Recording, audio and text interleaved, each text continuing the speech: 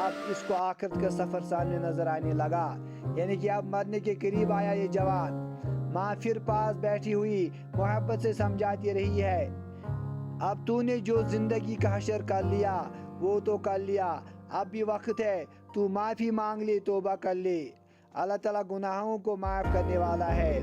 جب ماں نے پھر پیار و محبت سے سمجھایا، اس کے دل پر کچھ اثر ہوا۔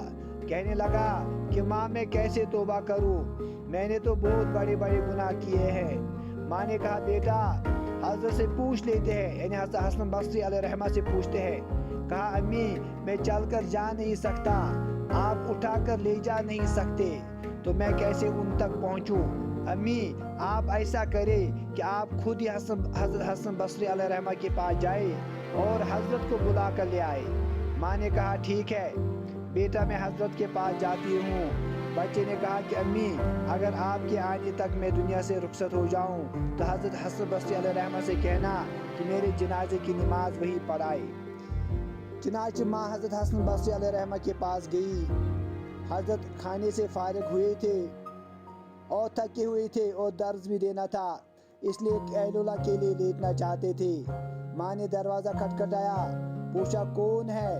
عرض کیا حضرت میں آپ کی شاگردہ ہوں، میرا بچہ اب آخری حالت میں ہے، وہ توبہ کرنا چاہتا ہے، لہذا آپ گھر تشریف لے چلیے اور میرے بچے کو توبہ کرا دے۔ حضرت نے سوچا کہ اب پھر وہ اس کو دھوکہ دے رہا ہے، پھر وہ اس کا وقت ضائع کرے گا اور اپنا بھی کرے گا۔ سالوں گزر گئے، اب تک تو کوئی بات اثر نہ کر سکی، اب کیا کرے گی؟ کہنے لگے میں اپنا وقت کیوں ضائع کروں، میں نہیں آتا، یعنی حضرت حسن بصری علیہ رحمہ نے انکار کر دیا۔ ماں نے کہا حضرت اس نے تو توبہ بھی کیا، ماں نے کہا حضرت اس نے تو یہ بھی کہا کہ اگر میرا انتقال ہو جائے تو میرے جنازے کی نماز حضرت حسن بصری علیہ رحمہ پڑھائے۔ حضرت نے کہا میں اس کے جنازے کی نماز نہیں پڑھاؤں گا، اس نے تو کبھی نماز ہی نہیں پڑھی۔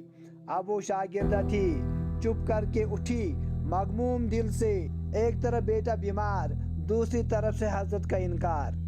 اس کا غم تو دوگنا ہو گیا تھا۔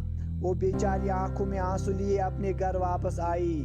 بچے نے ماں کو زار و قطار روتا ہوا دیکھا، اب اس کا دل اور موم ہو گیا۔ کہنے لگا امی آپ کیوں اتنا زور و قطار رو رہی ہو؟ ماں نے کہا بیٹا ایک تیری یہ حالت ہے اور دوسری طرف حضرت نے تیرے پاس آنے سے انکار کر دیا، تو اتنا برا کیوں ہے کہ وہ تیرے جنازے کی نماز بھی پڑھانا نہیں چاہتے؟ اب یہ بات بچے نے سنی تو اس کے دل پر چوٹ لگی، اس کے دل پر صدمہ ہوا۔ کہنے لگا امی مجھے مشکل سے سانس آ رہی ہے، ایسا نہ ہو میری سانس اکڑنے والی ہو، یعنی میری سانس بند ہونے والی ہو، میری ایک وصیت سن لیجیے۔ ماں نے پوچھا بیٹا وہ کیا؟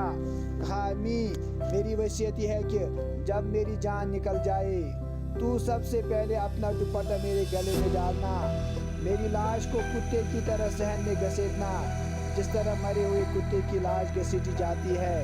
ماں نے پوچھا بیٹا وہ کیوں؟ کہا امی اس لیے کہ دنیا والوں کو پتہ چل جائے کہ جو اپنے رب کا نافرمان اور ماں باپ کا نافرمان ہوتا ہے اس کا انجام یہ ہوا کرتا ہے۔ اور امی مجھے قبرستان میں دفن نہ کرنا۔ ماں نے کہا بیٹا تجھے قبرستان میں دفن کیوں نہ کروں؟ کہا امی مجھے اسی صحن میں دفن کر دینا، ایسا نہ ہو کہ میری گناہوں کی وجہ سے قبرستان کے مردوں کو تکلیف پہنچے۔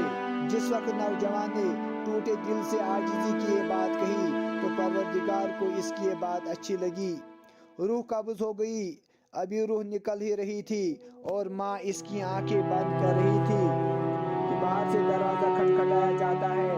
عورت نے اندر سے پوچھا کون ہے؟ حضرت حسن بصری علیہ رحمہ نے کہا کہ میں ہوں۔ کہا حضرت آپ کیسے؟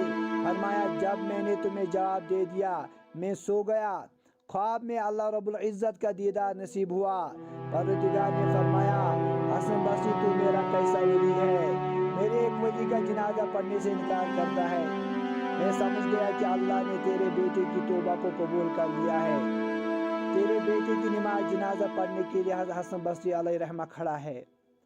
ناظرین یہ واقعہ ہے، اس میں کئی اسباق ہمارے لیے ہیں۔ ایک بڑا سبق یہ ہے انسان کتنا بھی بڑا گناہگار کیوں نہ ہو، جب وہ اللہ تعالیٰ کے سامنے سچے دل سے توبہ کرتا ہے تو اللہ تعالیٰ اس کے توبے کو قبول کرتا ہے۔